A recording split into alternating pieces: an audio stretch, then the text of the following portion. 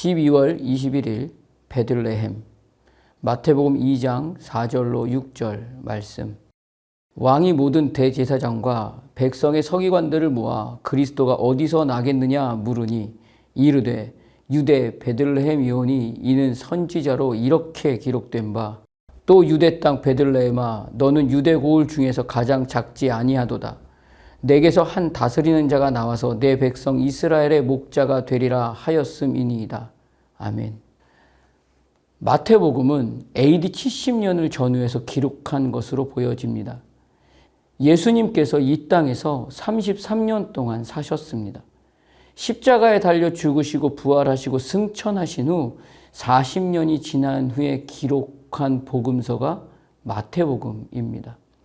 이스라엘의 모든 사람은 메시아가 나무 십자가에 매달려 처참하게 죽게 될 종으로 오실 것으로는 기대하고 생각하는 사람은 없었습니다. 로마를 정복하고 세상을 지배하여 그 어느 시대보다 권력적으로 그 어느 세대라 할지라도 사로잡아서 지배하고 누구도 이길 자 없는 힘 있는 자의 모습을 기다리고 기대했습니다. 예수님의 제자들마저도 그렇게 기다리고 기대했습니다. 그러나 주님은 기다리고 기대했던 모습과는 전혀 다른 시선으로 세상에 들어오십니다. 그리고 세상의 모든 힘과 권력과 자리와 능력과 실력으로의 지배가 아닌 그 누구보다 약함과 무능과 수치와 능욕과 고통으로 나무 십자가에 못 박힌 채 매달려 죽으셨습니다. 그 시간에서 모두 예수를 떠났습니다. 제자들만 남았습니다.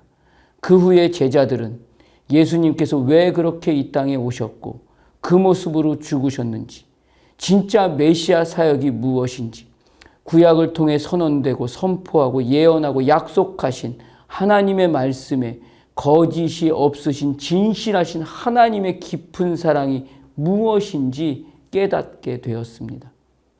그 깊은 사랑이 정직함이고 진심임을 주님이 다시 오실 그날도 반드시 오실 날이 될 것이며 그 말씀에 거짓이 없고 진심이며 구약을 통해 말씀하신 그 모든 하나님의 말씀이 무엇을 말씀하고 있는지를 예수님은 누구신가? 라고 기록하며 마태복음으로 전하고 있는 것입니다. 그래서 오늘 본문에서 유대 땅 베들레헴아 너는 유대 고을 중에서 가장 작지 아니하도다. 내게서 한 다스리는 자가 나와서 내 백성 이스라엘의 목자가 되리라 하였음이니이다 라고 기록하며 하나님의 말씀으로 약속하신 언약은 반드시 이루신다는 것을 복음으로 보여주고 있는 것입니다. 베들레헴에서 이스라엘의 목자가 태어나신다는 하나님의 말씀이 정직이며 진심임을 담은 구약의 말씀은 미가 선지자를 통해서 선언되고 선포되었습니다. 미가라는 말의 뜻은 누가 하나님과 같으랴 라는 말입니다. 이사야 선지자와 호세아 선지자와 함께 동시대의 선지자가 미가 선지자입니다. 이사야와 호세아 선지자는 정치적 지도자들을 향해서 하나님의 말씀을 선언하고 선포하였습니다. 그러나 미가 선지자는 백성들 앞에서 하나님의 말씀을 선언하고 선포하였습니다. 이날에 하나님을 섬긴다고 하면서도 정직하지도 않고 진심은 하나도 없으며 공의보다는 불의를 일삼아 백성들을 힘으로 권력으로 자리로 위치를 가지고 백성들에게 아픔을 주고 눈물을 흘리게 하고 상처를 주어서 고통스러운 시간을 보내게 한 그 이스라엘의 죄를 지적하였습니다. 그래서 미가는 이것으로 너희 모든 백성들의 죄로 인하여 시온은 밭같이 갈아 엎어질 것으로 말하고 있습니다.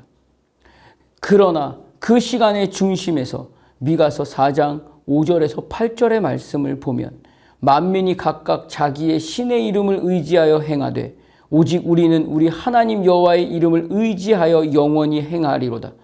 여호와께서 말씀하시되 그날에는 내가 저는 자를 모으며 쫓겨난 자와 내가 환난 받게 한 자를 모아 발을 저는 자는 남은 백성이 되게 하며 멀리 쫓겨났던 자들이 강한 나라가 되게 하고 나 여호와가 시온산에서 이제부터 영원까지 그들을 다스리리라 하셨나니 너 양떼의 망대요 딸 시온의 산이요 이전 권능 곧 딸 예루살렘의 나라가 내게로 돌아오리라 라고 선언하고 선포하며 임마누엘 되시는 메시아 예수 그리스도 기름 부음 받은 종으로 이 땅에 오셔서 가난한 자의 편이 되어 주시고 포로된 자에게 자유를 선언하고 갇힌 자에게 노임을 선포하는 권세를 가지고 우리를 죄로부터 거룩하게 하시는 그 일을 먼저 하시기 위해서 오실 것을 약속하십니다. 그래서 예수님이 오늘 베들레헴 작은 마을에 오신 것입니다. 그리고 십자가에 달려 죽으셔야만 했습니다. 그리고 오늘 우리의 시간에 부와 명예와 권력과 자리와 시간의 지배가 우리의 보상으로 주어지지 않고 매일의 시간이 주님 다시 오실 그날을 거룩하고 정결한 신부로 정직과 진심을 담아서 가난한 자로 끊임없이 살게 하시는 이유를 말씀하십니다. 끊임없이 하나님의 사람으로 완성하시기 위한 하나님의 더 깊은 사랑으로 함께 하시는 그 하나님의 일하심이 단 한 번도 달라지지 않으셨다는 것을 말씀하십니다. 이것이 다 이루어져야 하나님은 하나님 나라가 완성될 것을 말씀해 주십니다. 그렇기 때문에 오늘의 시간에 하나님의 자녀, 교회들의 시간은 그 언제라 할지라도 베들레헴의 시간이 되어야 할 것입니다. 누구도 알아주지 않고 관심도 없으며 무시하기 딱 좋을 시간에 서 있을지는 모르지만 주님이 태어나신 작은 베들레헴은 그날만이 아니라 오늘도 내일도 주님은 그 자리로만 임하실 것입니다.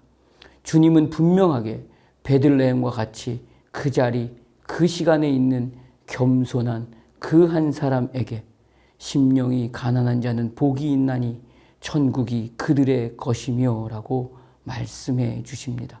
오늘 우리의 시간은 눈에 보이는 것으로 만족하고 선택하고 기뻐할 것이 아니라 정직함과 진심으로 우리에게 가장 작은 겸손함으로 오신 주님과 같이 가장 작은 자와 낮은 곳에 머물러 진정 주님이 나에게 보여주신 정직과 진심의 시간을 하루하루 주님의 사랑으로 확인해 가며 호흡하는 삶이어야 할 것입니다.